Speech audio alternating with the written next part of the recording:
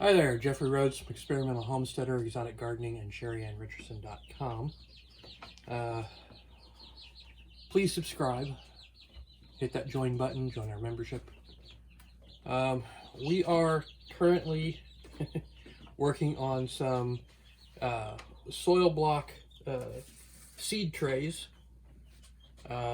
We got some designs from Justin Rhoades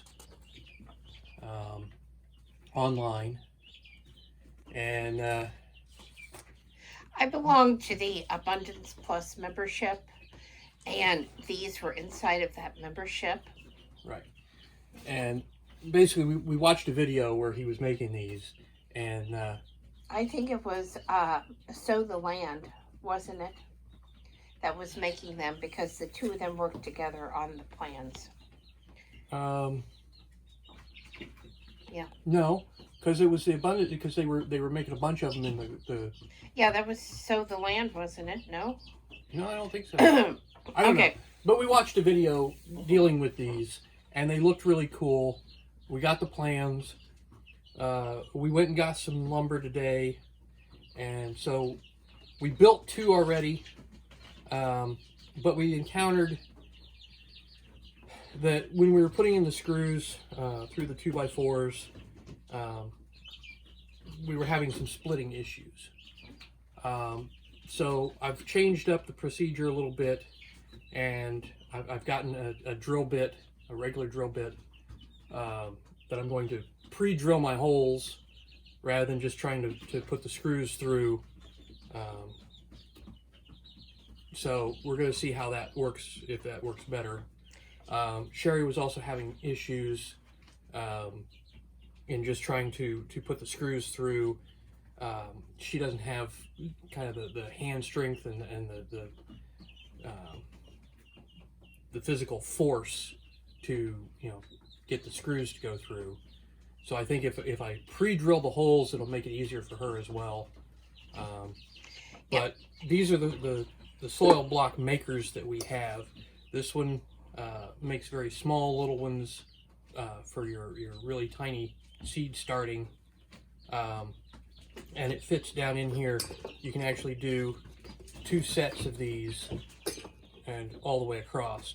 And then this one is the larger block, and it actually has a spot where you can you'll be able to take the smaller blocks and put them inside of the bigger blocks and just transfer them in and as the plant grows.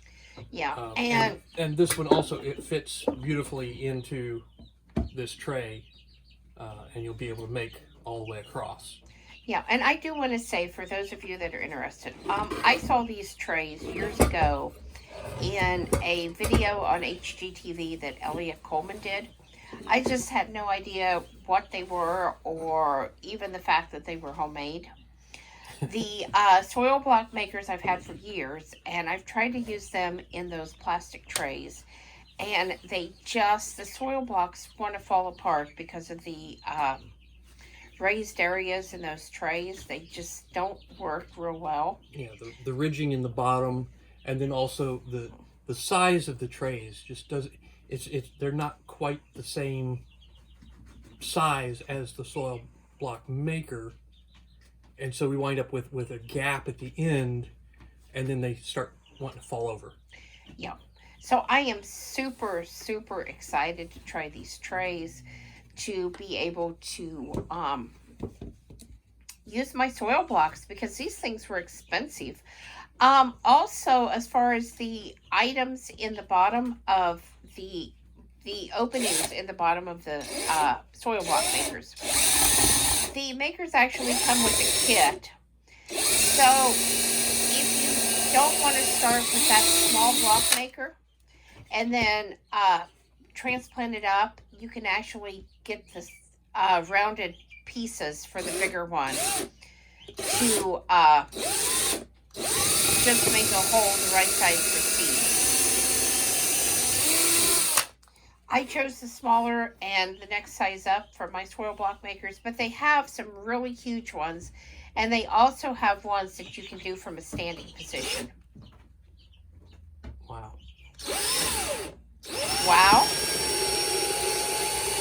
Yeah, I didn't know about that. The ones from the standing position. Yeah. I've seen a lot of professional growers use those because they can take their pile of soil like on a garage floor or a nursery floor, and they can make big soil blocks. Okay. So, you've drilled your holes. Yeah, I've got 3 holes drilled, and now I've got to change out my drill bits. The joy of not having multiple Well, drills. I've got... You've got multiple drills. Yeah, I've got a couple Black & Deckers. I just don't have charged batteries for them right now. And I'm not sure exactly where the chargers are for them and which charger goes to which batteries. And so at this point, I'm just winging it with one drill, 1 battery. Yeah. Well, actually, I got 3 batteries for this drill. But 1 drill. We just recently bought a couple of new batteries for this drill. And an upgrade kit. Yeah. To take it from what, 18 volt to 20 volt? Yeah. Yeah. So, here we go. Oh. My leg just isn't cooperating.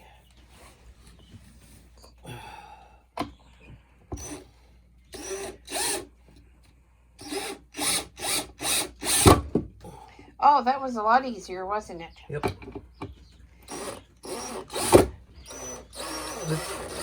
No, see, I bet that I do.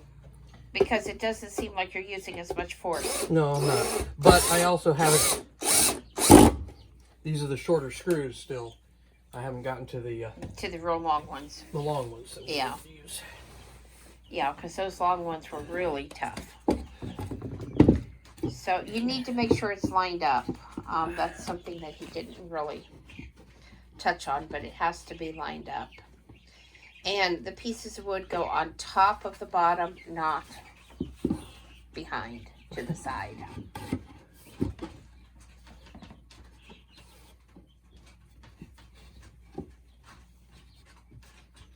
Okay. I'm going to switch out again. Yeah. I wish it was spun around this way, but I know that you've got to be able to see it, so.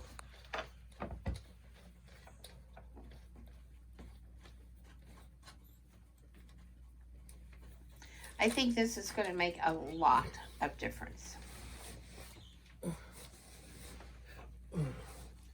My only concern is making sure how these are going to get watered and kind of figuring that out.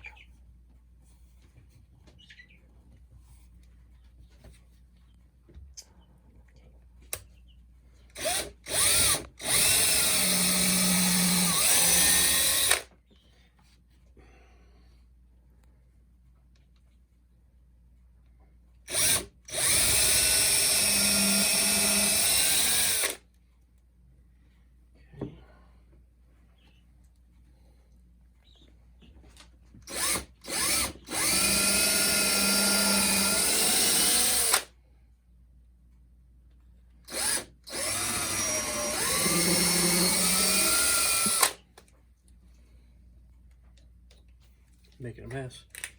That's okay. It cleans up. I mean, it does seem like that's going to really, really make a difference. We'll see here in a second. Yep, we sure will.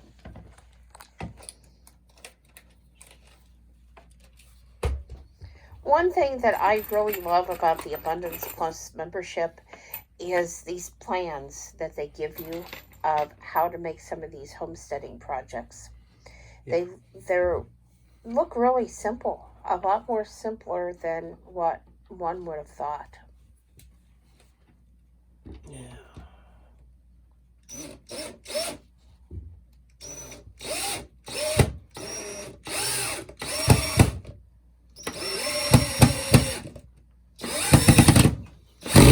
Hey, it didn't split. Nope. No splitting of the wood this time. Nope. At least on that one. Yep.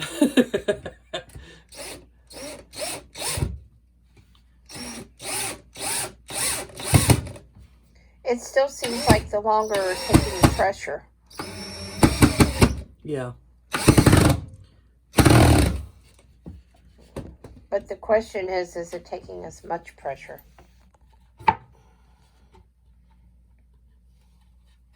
No, not really.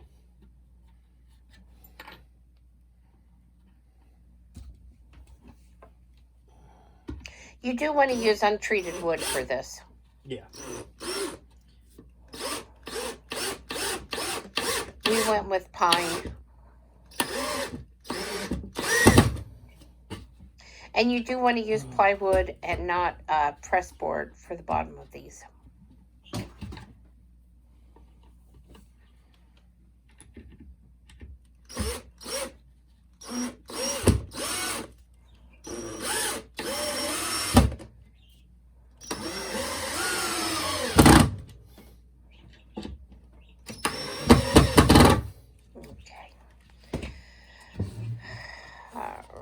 It's not quite finished yet.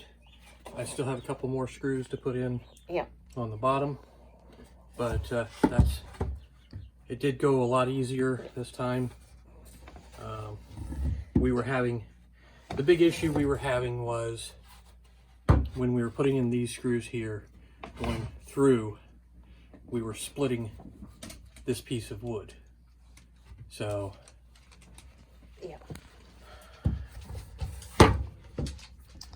So now we're going to put a few on the bottom to hold everything in place really well.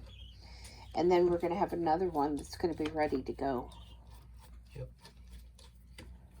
And it really hasn't taken long to do this. And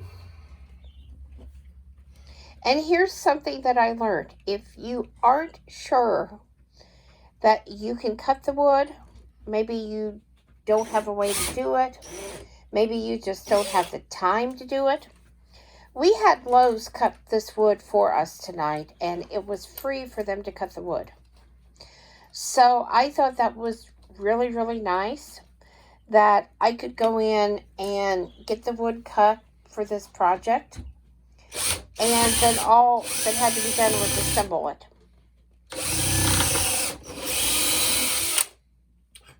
You lost the drill bit.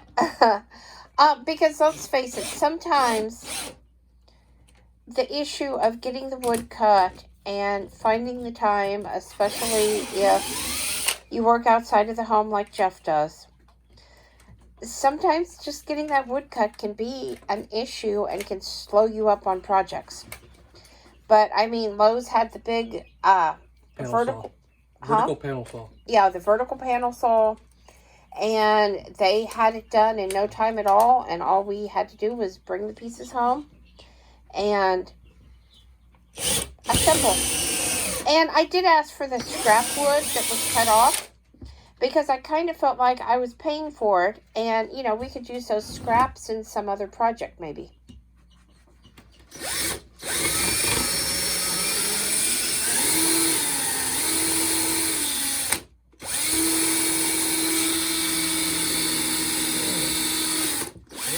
Are you running into a problem?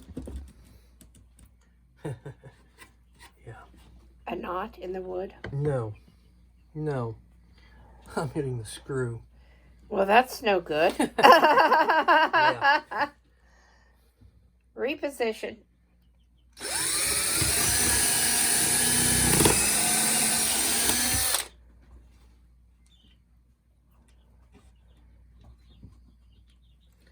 So that's something to be aware of, is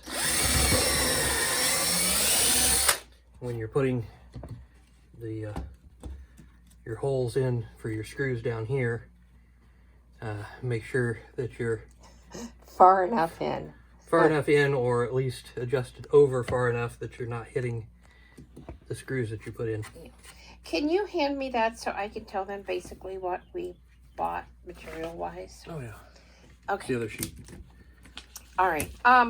Basically, to make 4 boxes, we needed 2 2x4s.